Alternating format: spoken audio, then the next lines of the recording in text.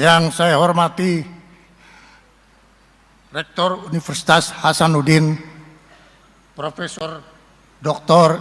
Insinyur Jamaluddin Jompa, dan para wakil rektor Universitas Hasanuddin, para guru besar, dosen,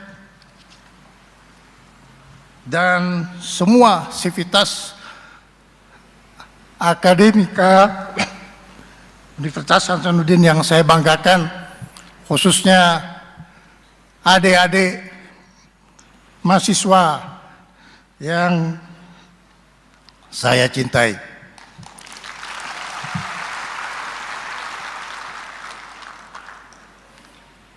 Sebelumnya saya ingin kasih komentar kalau Universitas Hasanuddin sudah mencapai 951 dari 1000 universitas, saya belum puas. Saya baru puas kalau salah satu alumni Universitas Hasanuddin bisa menjadi Presiden Republik Indonesia.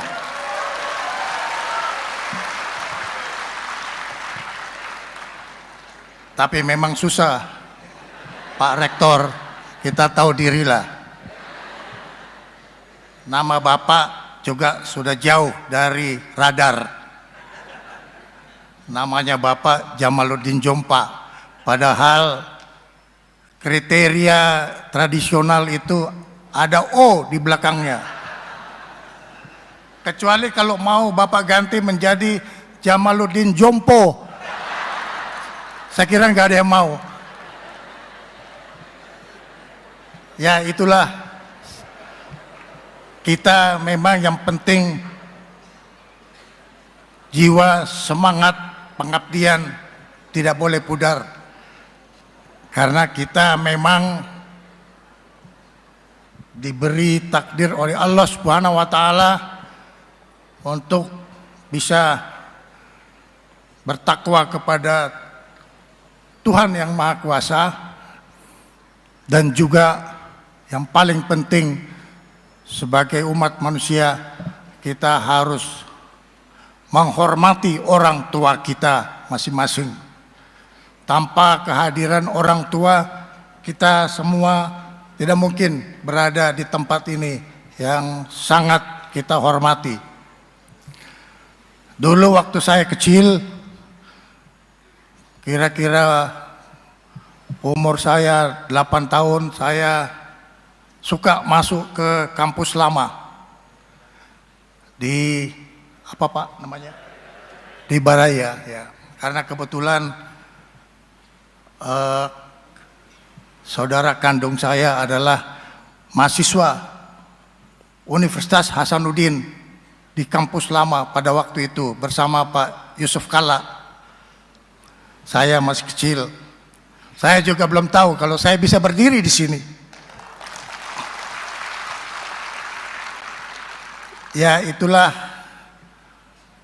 takdir dan jalan Allah, tidak ada yang bisa tawar, sehingga kita sebagai manusia kita pegang dua aja. Yang pertama, kita taat kepada yang berkuasa, tapi kita hanya takut kepada yang maha kuasa.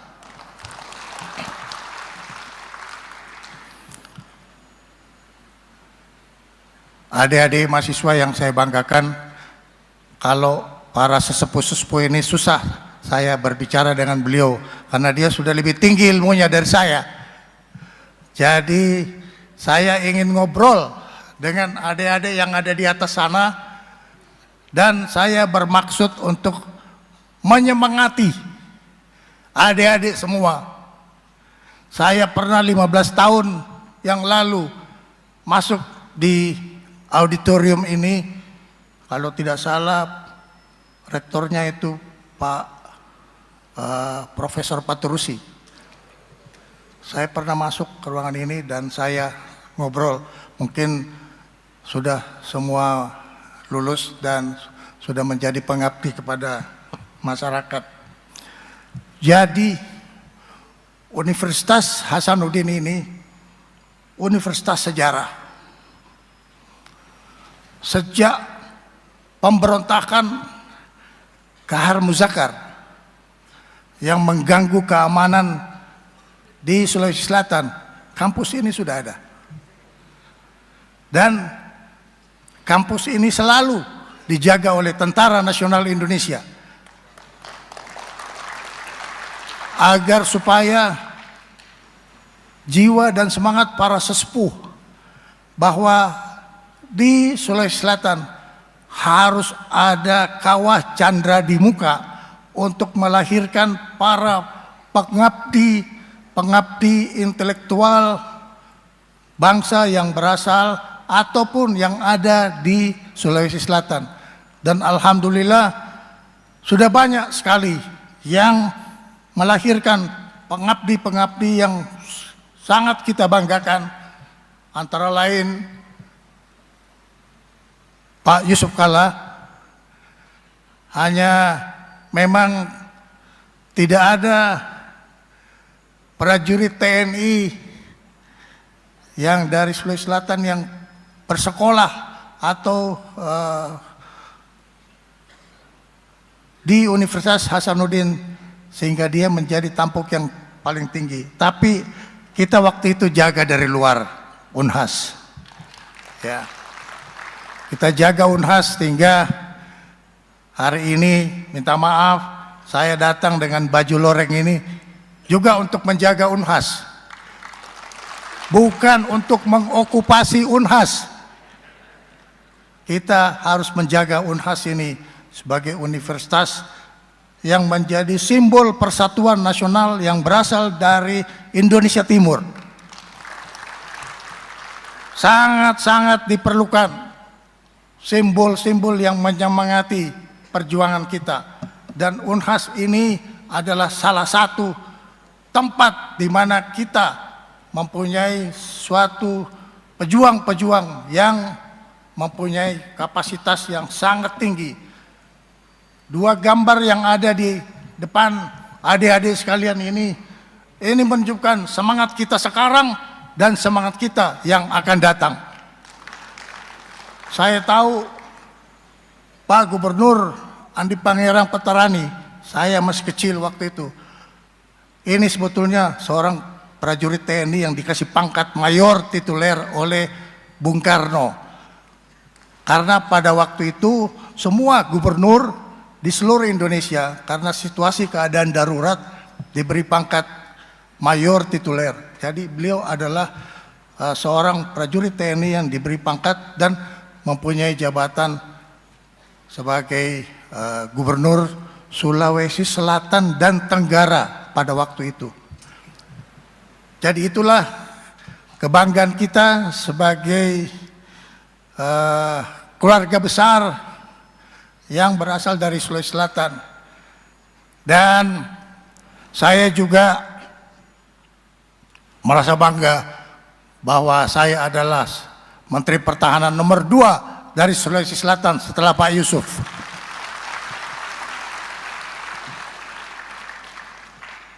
Kita tahu bahwa orang bilang, bukan saya yang bilang, katanya kalau tanpa Sulawesi Selatan nggak lengkap republik ini. Itu katanya orang. Tapi ini adalah semangat buat kita bahwa adik-adik yang ada di belakang dan di atas tidak boleh kehilangan semangat. Ewako. Ini yang sangat perlu buat kita. Hari ini saya mau ngobrol dengan adik-adik sekalian mengenai negara Kesatuan Republik Indonesia yang pantang menyerah. Kita tahu bahwa republik kita ini adalah takdir Allah Subhanahu wa Ta'ala yang harus hidup beragam-ragam, terdiri dari berbagai macam suku, berbagai macam agama dan ras, tapi bisa hidup rukun. Kita tahu di Eropa jumlahnya 27 negara. Berarti ada 27 kepala negara, ada 27 menteri pertahanan, ada 27 panglima tentara. Tapi mereka tidak bisa hidup damai, ribut aja terus. Tapi di Indonesia yang luasnya seperti Eropa, hanya ada satu presiden, kepala negara dan kepala pemerintahan. Ini adalah menunjukkan bahwa Bhinneka Tunggal Ika itu ampuh. Jadi kita yang ada di sini yang masih diberi napas oleh Allah Subhanahu wa taala, jangan sekali-sekali kita mengabaikan persatuan dan kesatuan nasional. Saya hormat dan bangga kepada Pak Rektor bahwa kampus ini adalah kampus yang disiplin, nggak ada anarko. Saya bangga betul. Karena apa? Menurut intelligence yang kita miliki, itu anarko berasal dari negara asing yang tidak menginginkan persatuan nasional kita itu selalu kita jaga. Jadi jangan kasih kesempatan anak-anak kita itu kena infiltrasi dari anarko, karena ini adalah akan membuat negara kita terpecah belah. Dan kita tahu orang asing dari dulu mau Indonesia itu pecah. Kita masih ingat yang namanya politik divide et impera, dan ini sampai sekarang, tapi modelnya berbeda. Jadi saya ingin kasih tahu kepada adik-adik dan teman-teman sekalian, jangan kasih kesempatan anarko itu berada di lingkungan kita. Saya menghormati mahasiswa Universitas Hasanuddin, betul-betul dia tangguh dan disiplin, dan dia berpikir jauh ke depan. Jangan berpikir jangka pendek, berpikirlah jauh ke depan. Karena apa? Pikiran jangka pandang dan jauh ke depan itu adalah harapan orang tua yang mensekolahkan kita untuk masa sekarang dan masa yang akan datang. Itulah yang saya sampaikan tadi. Hormatilah orang tua kita yang bersusah payah melahirkan dan bersusah payah mengasuh kita sampai kita bisa sampai kepada kondisi seperti saat ini, tapi juga sampai kepada kondisi yang kita harapkan. Kita ingin menggantung cita-cita kita setinggi langit. Kalau jatuh, paling jatuhnya di bintang-bintang itu aja. Sambil ngobrol kepada bapak-bapak dan ibu-ibu sekalian, adik-adik sekalian, saya juga ingin menyisipkan bahwa situasi nasional kita sekarang ini terjaga dan terkendali. Memang kita mengalami pasang surut situasi nasional.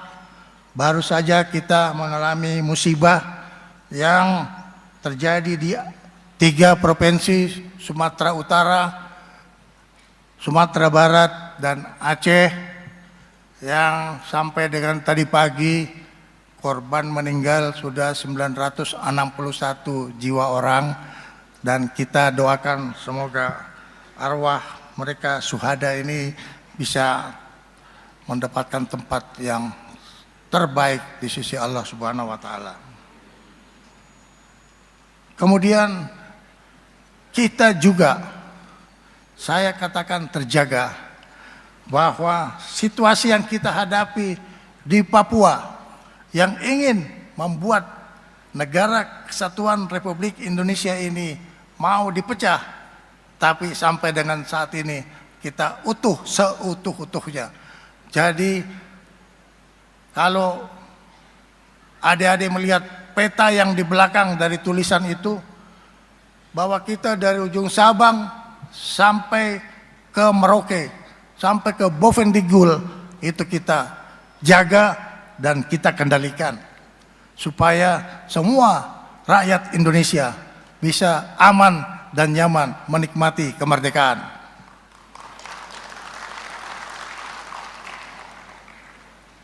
Tapi walaupun terjaga dan terkendali, kita tidak boleh lengah. Kita harus selalu waspada. Bagi mahasiswa, kita harus fokus bahwa kewaspadaan kita harus lahir batin. Secara lahir kita harus jaga betul semangat dan kita harus jaga betul kita punya negara ini jangan sampai mau dipecah belah. Seperti yang saya sampaikan tadi bahwa Republik ini sekarang mengalami kondisi psikologis di mana secara global kita tahu sendiri terjadi persaingan global yang tentunya ingin menunjukkan hegemoni, ingin menunjukkan siapa yang berkuasa di dunia, maka itulah yang bisa menguasai semua sumber daya alam yang ada di dunia ini. Kita juga lihat situasi regional sekarang, konflik yang terjadi di Ukraina dan di Rusia, ini juga menimbulkan impact yang juga berpengaruh kepada negara kita. Kita juga masih dengar dan masih melihat konflik Palestina yang ada di Gaza, yang mau atau tidak mau, kita sebagai negara yang berdaulat, yang berperi kemanusiaan, yang adil dan beradab, dan juga sebagai manusia yang berketuhanan, tidak boleh membiarkan korban-korban manusia. Sudah lebih dari 60.000 jiwa sejak 10 Oktober berapa tahun yang lalu. Ini tidak boleh terjadi. Tapi alhamdulillah dengan kita punya politik luar negeri yaitu bebas aktif dan tidak terikat kepada satu negara pun, maka kita juga ikut serta di dalam perdamaian dunia. Alhamdulillah Republik Indonesia diperhitungkan di dalam perdamaian dunia dan kita akan ikut serta di dalam operasi perdamaian dunia dalam rangka kita bisa mengurangi dan sedapat mungkin kita berusaha keras agar tidak terjadi lagi eksploitasi de l'homme par l'homme dan eksploitasi de nation par nation. Tidak boleh lagi ada. Jadi ini yang sedang kita kerjakan sekarang, baik secara dunia, secara regional, dan secara nasional. Kita semua harus waspada bahwa kita tidak ingin negara kita itu orang melihat kita bangkit membangun ekonomi kita. Adik-adik sekalian, saya ingin kembali mengingatkan bahwa kita semua dituntut untuk bertanggung jawab melaksanakan pembukaan Undang-Undang Dasar tahun 1945. Sebagai mahasiswa, ini adalah hal yang paling penting bahwa kita harus melindungi segenap bangsa Indonesia dan seluruh tumpah darah Indonesia. Ini adalah amanat pembukaan Undang-Undang Dasar 45 yang tidak bisa diamandemen oleh siapapun. Karena pembukaan itu adalah satu hal yang sangat sakral yang kita tidak perlu mengamandemen lagi. Ini adalah tugas kita semua. Kita mesti menjaga bangsa Indonesia dan seluruh tumpah darah Indonesia. Kita tidak mau lagi dijajah oleh negara asing dan kita tidak mau lagi harta karun kita, sumber daya alam kita dibawa keluar dan tidak kembali uangnya ke Indonesia. Ini adalah tugas kita semua. dan ini juga bagian tugas dari sektor pertahanan negara untuk menjaga keutuhan wilayah, menjaga kedaulatan negara, dan juga untuk menjaga keselamatan bangsa. Jadi amanat yang diberikan oleh pembukaan Undang-Undang Dasar ini itu adalah menjadi bagian dari tugas kita di dalam menjalankan bagaimana negara kesatuan Republik Indonesia ini bisa terjaga dan terkendali. Bapak-bapak, ibu-ibu, dan adik-adik sekalian yang saya hormati, sedikit saya memberi informasi mengenai pertahanan negara. Sebetulnya pertahanan negara ini itu bukan tugas tentara saja, tetapi ini adalah tugas seluruh rakyat Indonesia. Kita kenal di dalam salah satu pasal di dalam Undang-Undang Dasar tahun 1945. Di situ disebutkan bahwa pertahanan negara kita adalah sistem pertahanan keamanan rakyat semesta. Jadi tidak satu orang pun yang lepas dari kewajiban untuk mengamankan kedaulatan negara kesatuan Republik Indonesia. Ini adalah sistem pertahanan yang tidak lahir karena dibuat, tapi lahir dengan filosofi keberadaan kita sebagai bangsa Indonesia. Saya kira kita masih ingat Sumpah Pemuda. Oleh karena itu kita semua ini adalah bagian dalam rangka menjaga keutuhan negara kita yang kita sebut Sis Hankam Merata. Ini sangat penting untuk diketahui oleh adik-adik sekalian, saudara-saudara sekalian, bahwa Sis Hankam Merata ini menugaskan warga negara yang terlibat di dalam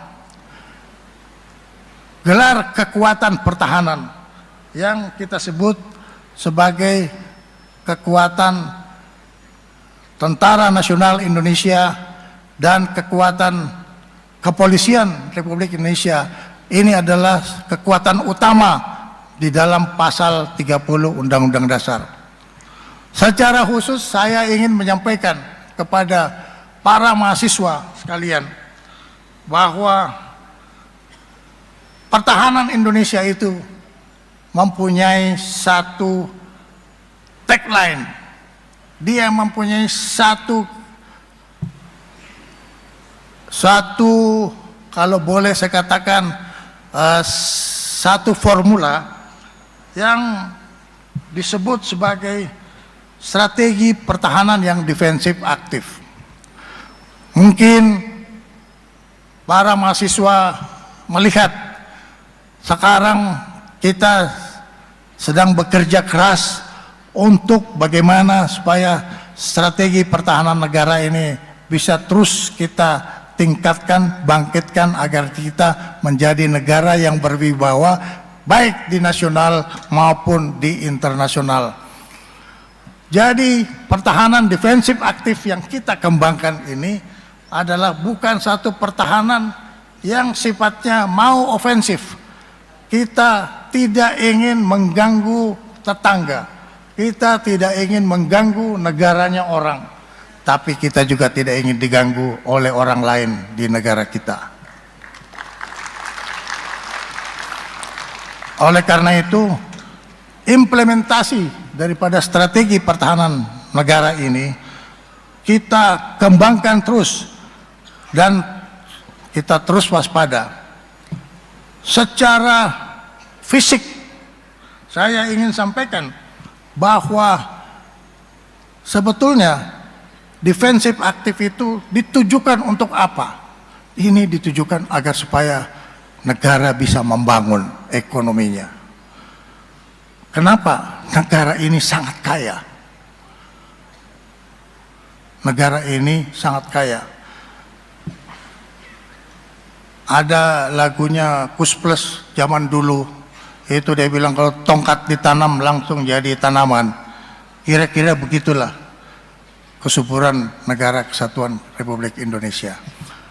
Ya, saya kalau boleh sedikit bercerita bagaimana negara yang kaya ini mau dicolong, mau dicuri oleh negara orang lain yang tidak mempunyai sumber daya alam.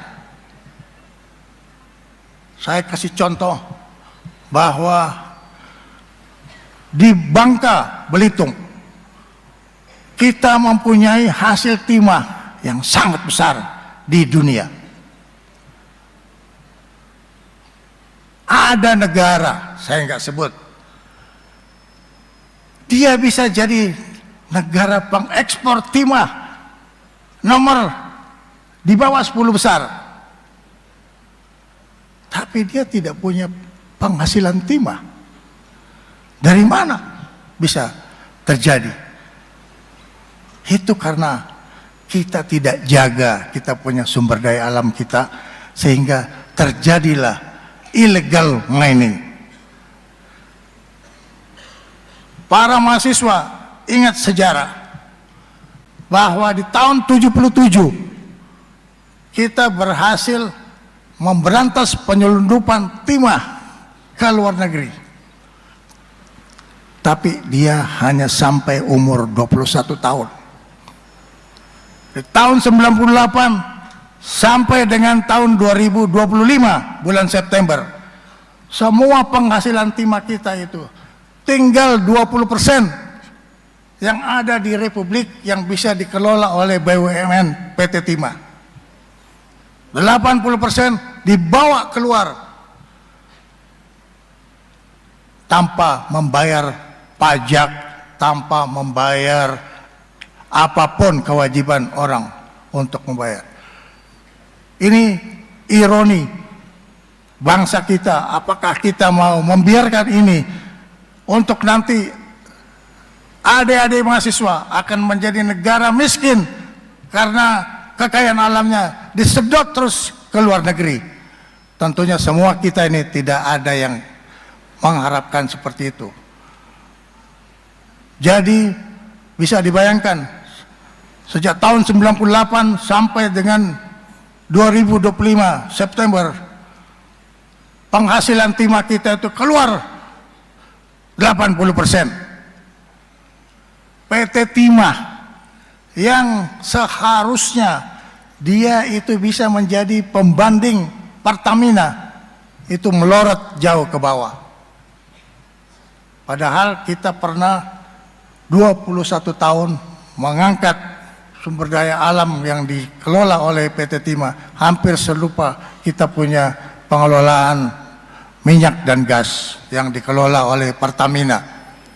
Ini ironi buat bangsa yang besar, 286 juta jiwa, tapi kekayaan alamnya dicolong begitu aja ke luar negeri.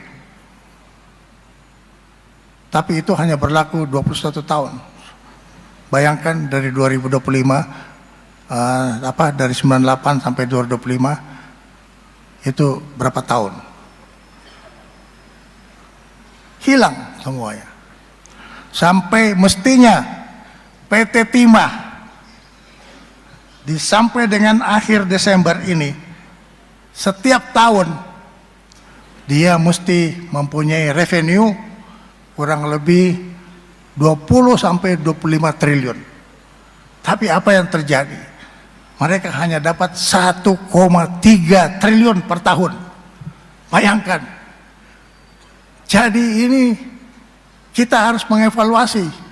Kita punya negara supaya kita jaga, supaya kita bisa kendalikan ini semuanya. Ini baru di barat, belum yang di timur. Sekian banyak tambang kita, sawit kita, itu dikelola secara ilegal.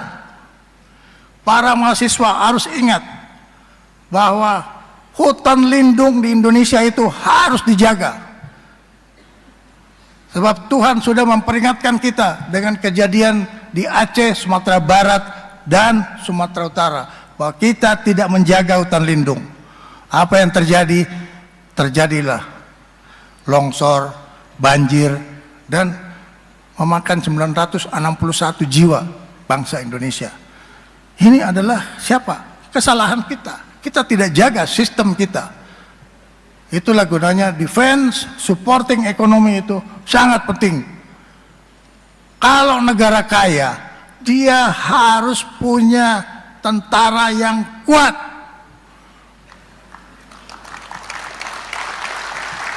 Kalau tidak kuat tentaranya, sama dengan rumah, tidak ada yang jaga, orang keluar masuk bawa harta karun dari dalam rumah. Dan ini kita tidak hendaki. Oleh karena itu, tugas kita sekarang di bidang pertahanan adalah menjaga ekonomi kita ini, sustainability-nya kita jaga. Kita mesti ingat bahwa tanpa kekayaan alam, rakyat tidak bisa menikmati kemerdekaan. Ini tantangan untuk para mahasiswa. Tantangan untuk para mahasiswa. Sekarang Anda berhadapan dengan buku, tapi nanti Anda pasti berhadapan dengan kenyataan. Dan kita di dalam aliran bernegara, sekarang ada kondisi realita. Ada 3 macam aliran bernegara. Yang pertama, aliran ideologi sudah kita lewati. Yang kedua, aliran ekonomi sekarang sedang pasang surut. Tapi yang paling penting adalah aliran yang ketiga yang kita semua harus berusaha keras untuk menjaga, adalah aliran yang realistis. Aliran realistis itu adalah kita tahu apa yang terjadi, tapi kita harus tahu bagaimana kita mempertahankan supaya kedaulatan ekonomi kita, kedaulatan politik kita tetap bisa kita jaga. Ini sangat diperlukan. Itulah yang disebut aliran survival. Jadi teman-teman mahasiswa, aliran survival ini penting bagi kita semua, terutama mahasiswa sebagai penjuru masa depan bangsa Indonesia. Kita tidak boleh lagi membiarkan ada kejadian-kejadian seperti yang sekarang ini, terutama ekonomi kita mau diganggu. Ada lagi bagi yang fakultas ekonomi, coba pelajari, ada namanya under invoicing. Ini kejadian kelakuan para pengusaha-pengusaha kita yang tidak taat kepada peraturan-peraturan. Berapa yang dibayar pajak, tapi berapa yang dia laporkan.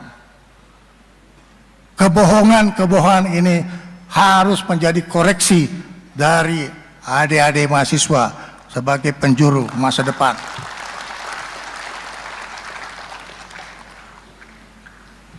Anda boleh menyalahkan kami, tapi Anda tidak boleh salah untuk ke depan. Perbaiki. Ya. Ini penting sebagai tantangan masa depan bagi bangsa Indonesia. Sedikit lagi mengenai sumber daya alam kita. Kita memiliki nikel yang sangat besar. Kita memiliki bauksit yang sangat besar. Tapi yang terjadi adalah orang keluar pelabuhan tanpa pemeriksaan.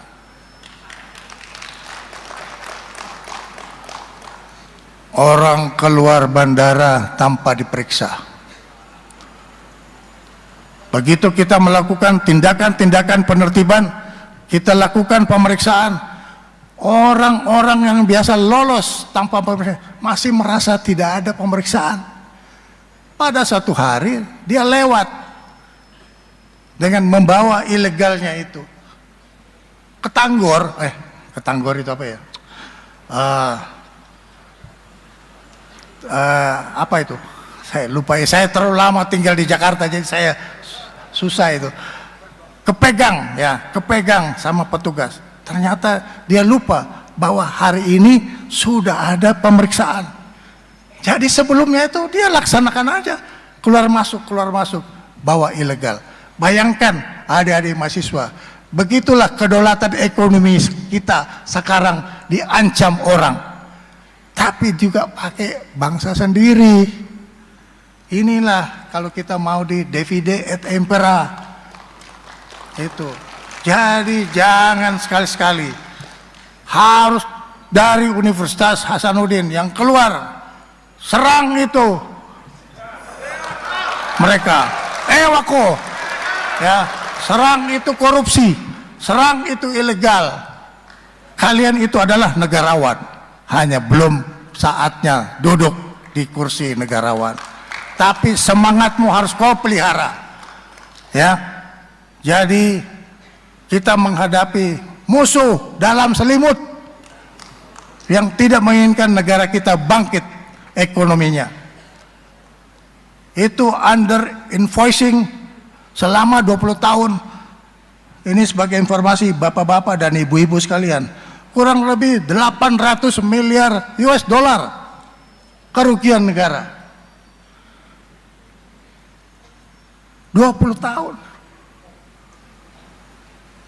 Ngapain aja si Safri itu? Ya. Saya juga harus mengoreksi diri saya karena saya juga bagian daripada pengabdian negara, pengabdian kepada negara. Tapi ini saya mau ingatkan kepada adik-adik mahasiswa, bersihkan hatimu, ikhlaskan dirimu bahwa korupsi ini membahayakan bangsa dan negara. Kita juga harus menertibkan birokrasi kita. Birokrasi kita itu bukan lambat-lambat asal kelakon, tapi lambat-lambat masuk jurang. Jadi kita harus perbaiki. Semua ini adalah tanggung jawab kita memperbaiki sistem, baik sistem ekonomi maupun sistem di dalam kemasyarakatan kita. Jadi tugas dari adik-adik mahasiswa bukan berarti diberi pekerjaan yang berat, tapi ini adalah tantangan untuk masa depan. Saya kembali kepada bagaimana kami membuat pertahanan. Ada implementasi dari pertahanan negara yang sekarang kita buat sejak tahun 2024 yang kita sebut Perisai Trisula Nusantara. Perisai Trisula Nusantara ini bukan untuk mengembalikan militerisme, bukan untuk mengembalikan dwifungsi. Dwifungsi itu sudah ditanam dalam-dalam, baik jasadnya sama arwahnya, nggak ada lagi. Saya ini adalah instrumen yang dulu mau dimanfaatkan dalam rangka difungsi, tapi hati kecil saya tidak ikhlas. Nah, ini dalam menjaga NKRI, kita memperkuat kekuatan di darat, kita memperkuat kekuatan di laut, kita memperkuat kekuatan kita di udara. Orang sering nyeletuk, nyeletuk itu apa? Ngomel ya. Ini pertahanan negara menghabiskan uang. Betul, saya sangat setuju. Tapi cobalah dipikirkan secara logika dan perasaan, antara rasa dan rasio. Kedaulatan negara itu harganya tidak ada kalau kita tidak menjaganya. Kedaulatan negara itu susah dibayar dengan harga sepucuk senjata, 1000 senjata, 1.000.000 senjata, tidak cukup. Sekali kedaulatan negara kita itu terpotong, susah kita kembali lagi untuk menegakkan kedaulatan negara. Jadi kita ingin menjaga negara kesatuan Republik Indonesia ini dengan memperkuat pertahanan negara. Di kekuatan darat kita tahu, adik-adik mahasiswa tahu bahwa pemerintah daerah itu semua kabupaten kalau belum mau dikembangkan lagi itu kurang lebih 514 kabupaten kota di seluruh Indonesia. Ini kabupaten ini penting. Ini adalah tulang punggung di mana rakyat untuk menjadi sumber penghidupan kita karena dia dikendalikan oleh pemerintah kabupaten. Setiap kabupaten akan kita jaga. Berarti kita harus memiliki 500 satuan untuk menjaga kabupaten. Itu satu. Sekarang sumber daya alam kita. Sumber daya alam kita itu ada yang kita pakai sehari-hari, tapi ada juga yang kita gunakan untuk keluar. Ini harus dijaga. Ada satu kejadian terjadi di Irak. Ini saya tadi cerita soal regional itu, orang selalu intip-intip, dia punya kekuatan apa. Jadi Irak itu mempunyai kekuatan ekonomi cukup besar, ya, minyak dan gas. 3 minggu lalu diserang diserang dia punya kilang minyak, sehingga dia punya kedaulatan ekonomi menurun, kekuatan ekonominya menurun. Kita tidak boleh. Oleh karena itu kekuatan kita menjaga kilang dan terminal Pertamina agar supaya instalasi strategis ini tidak terganggu oleh gangguan-gangguan keamanan yang mungkin bisa berasal dari luar dengan menggunakan proksi dari dalam. Kita akan lengkapi ini dengan kemampuan anti drone, sebab di Irak itu yang diserang itu adalah menggunakan drone. Jadi drone attack adalah kemajuan teknologi militer sekarang yang sedang berkembang. Kita harus menghadapi tantangan ini. Angkatan Laut, kita mempunyai belasan choke point. Choke point itu adalah celah-celah laut. Itu kalau kita tidak jaga, orang bisa lewat begitu saja, baik dengan kapal selam atau di atas kapal permukaan. Oleh karena itu kita akan jaga ini. Semua choke point kita jaga dengan kapal selam, dan alhamdulillah anak-anak bangsa yang ada di PT PAL itu bisa membuat sendiri kapal selam tanpa awak. Dan itu direktur utamanya berasal dari Sulawesi Selatan. Ya. Coba ditanya siapa itu direktur utamanya yang dari PT PAL sekarang. Kita kalau punya kapal selam masuk di alur laut itu, kita bisa taruh selama 6 bulan, tidak usah muncul ke permukaan karena tidak ada orang di dalamnya. Kita pakai baterai aja, tapi kita lengkapi dengan peluru kendali. Dan mungkin kalau sudah kehilangan akal, kita tabrakin aja kapalnya orang. Jadi ini adalah usaha kita untuk menjaga kedaulatan supaya kita bisa kendalikan.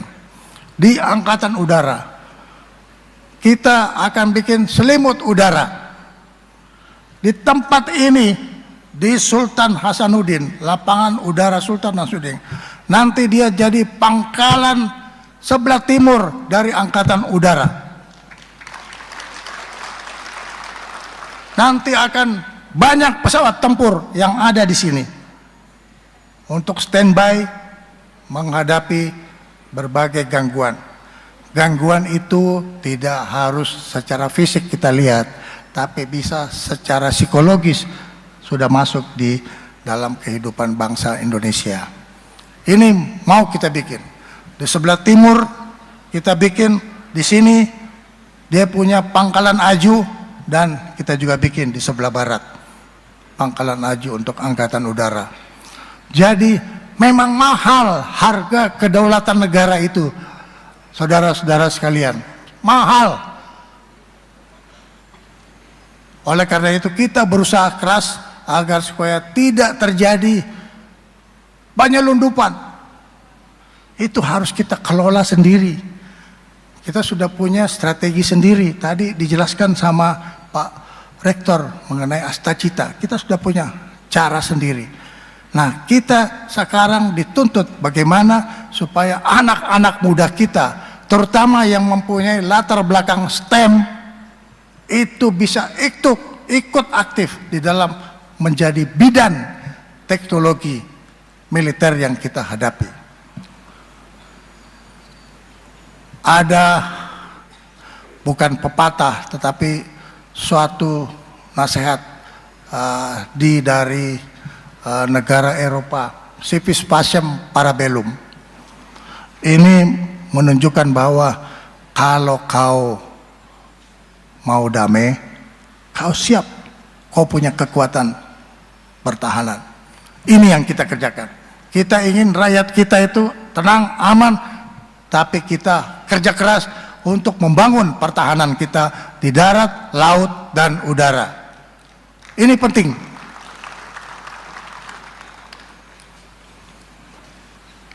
Kenapa? Ya, kita terlalu kaya. Kalau kita kaya tidak punya kekuatan, nanti orang ngegarong aja kerjanya. Ngegarong kalau sehari nggak apa-apa. Ngegarong berabad-abad keterlaluan. Kita akan lawan ini semua hal-hal yang sebegini. Jadi secara geostrategi, secara geopolitik, dan secara geoekonomi, kita akan jaga Republik ini dengan cara Civis Pacem Parabellum. Negara kaya harus kuat. Dan kekuatan itu bukan untuk menekan rakyat, tetapi membuat keberpihakan kepada rakyat.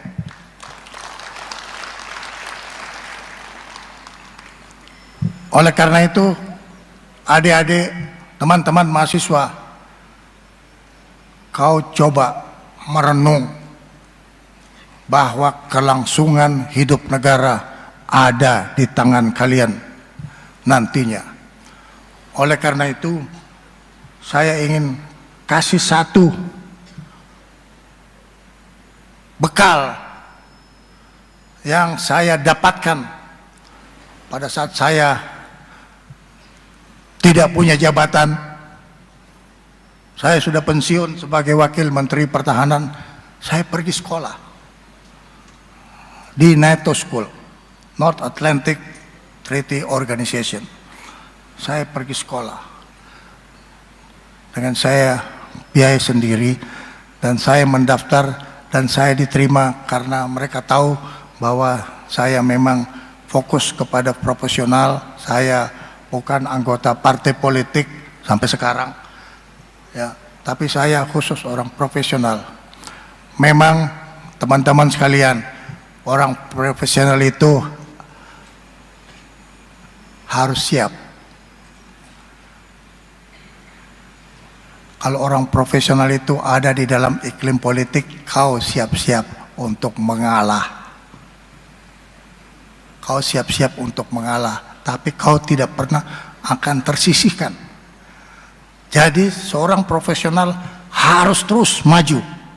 Ewaku, ya, lawan itu, tantangan-tantangan itu. Saya pada waktu sekolah di Jerman, saya dapatkan satu kata. Kata itu penting, artinya sangat pendek. Namanya ultima ratio. Ini penting buat kita semua. Ultima ratio itu adalah menghadapi situasi. Kita harus berpikir dan bertindak demi kelangsungan negara kita. Jadi kalau kita seorang warga negara Indonesia yang bertanggung jawab, pahamilah makna ultima ratio ini. Berpikir dan bertindak. Ada permasalahan, jangan kita berkutat-kutit dengan permasalahan, tapi kita cari solusi praktis yang berskala strategis. Itu tantangan untuk para mahasiswa di situasi yang akan datang. Yang terakhir, ini pesan lagi, karena saya memang pengen menyemangati adik-adik saya, mahasiswa sebagai penjuru masa depan bangsa, bahwa generasi muda itu adalah kunci dari kelangsungan hidup negara. Kita dulu pernah muda, kita memang dituntut, ada yang maksimal, ada yang minimal, tapi ada yang bisa masih terus kita berkembang. Oleh karena itu, para mahasiswa sekalian, kau jaga betul keunggulan dan kualitasmu, ya. Kau dari sekarang cari pengetahuan, tapi yang saya bilang ultima ratio, kau pikir kau cari terobosan. Tadi saya diberitahu Pak Rektor bahwa ada tim medis yang berangkat dari Unhas ke daerah bencana. Itu adalah bagian dari ultima ratio. Itu bagian dari ultima ratio. Berpikir, bertindak, apalagi di kampus. Di kampus itu semuanya ada. Semuanya ada. Tempat kita melakukan terobosan itu di kampus. Saya juga sedih, kenapa saya tidak lewat kampus? Karena kampus saya di Akademi Militer. Tapi ternyata saya bisa belajar sambil jalan. Itulah gunanya, bedanya potensi, potensial, dan achievement. Untuk teman-teman mahasiswa, kau belajar saja. Yang penting kau tidak melenceng dari kau punya tridharma, apa Pak? Tridharma perguruan tinggi ya Pak ya. Kau jangan melenceng dari situ. Ya, karena apa? Yang diperlukan itu bukan saat kau di kampus.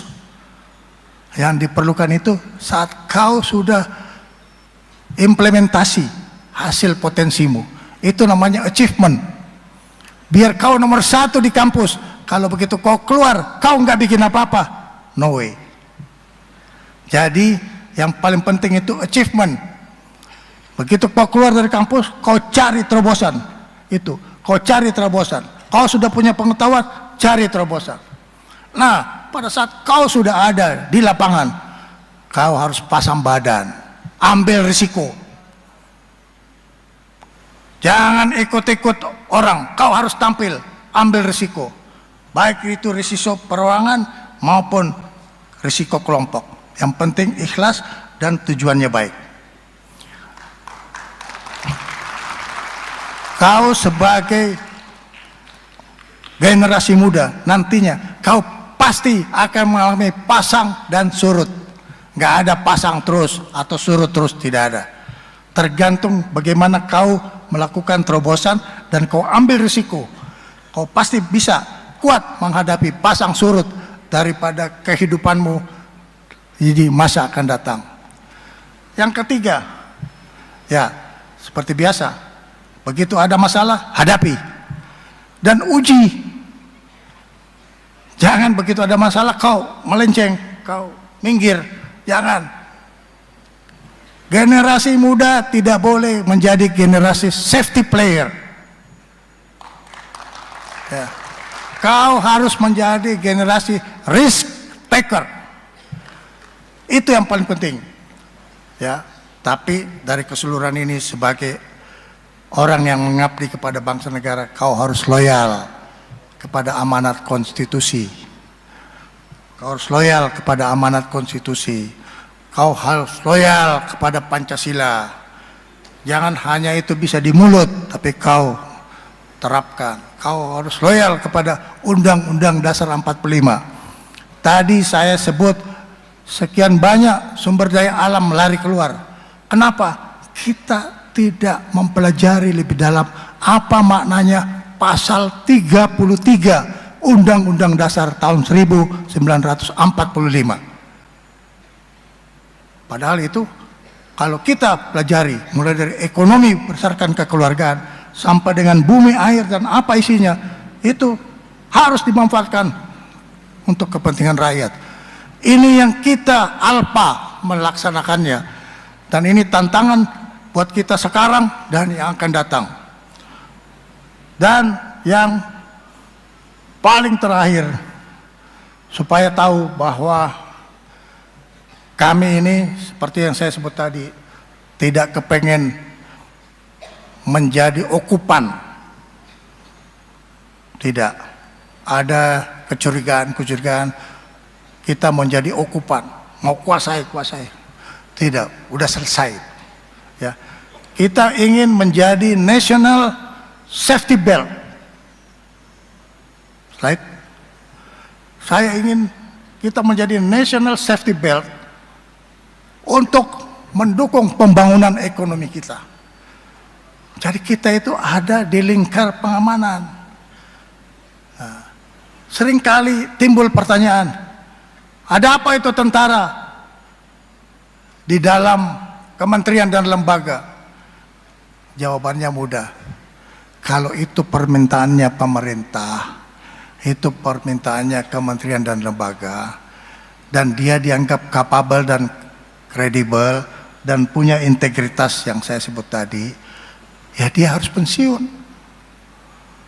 Dia harus pensiun. Yang dipakai adalah otaknya dan tenaganya.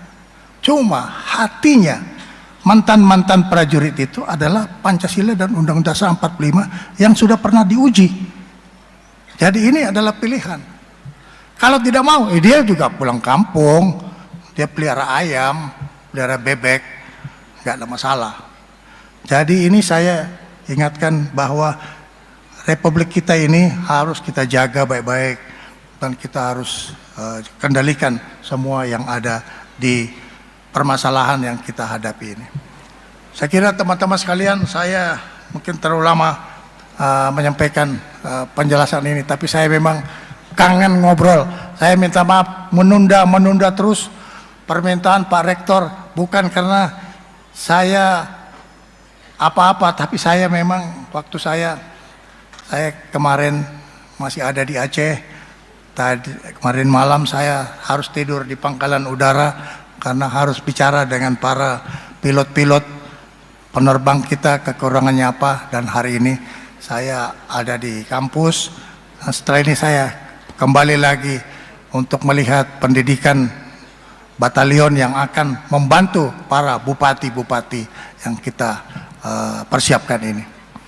Saya mohon maaf adik-adik mahasiswa kalau ada salah bicara, tetapi hati saya ikhlas agar kalian menjadi ujung tombak daripada pembangunan negara dan bangsa Indonesia. Terima kasih. Assalamualaikum warahmatullahi wabarakatuh. Salam, Om Santi, Santi Om, Namo Buddhaya, salam kebajikan. Terima kasih.